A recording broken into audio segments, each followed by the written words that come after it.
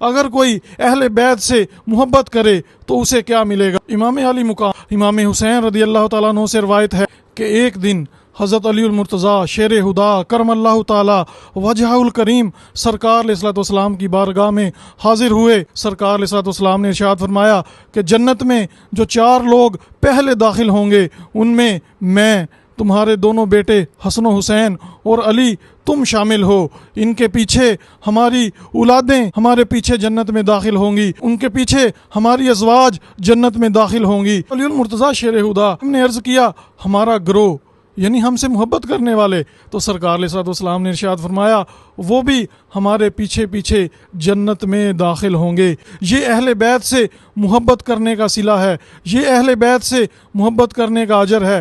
باغ جنت کے ہیں بہرے مدح خانے اہل بیت، تم کو مجدہ نار کا اے دشمنان اہل بیت۔ اس شعر کا مطلب کیا ہے کہ جو اہل بیت کی تعریفیں بیان کرے گا، ان کی مدح بیان کرے گا، اسے جنت کے باغ ملیں گے، اور جو ان کے ساتھ دشمنی رکھے گا ان کا ٹھکانہ دوزخ ہوگی۔ زہرا کے بچوں کا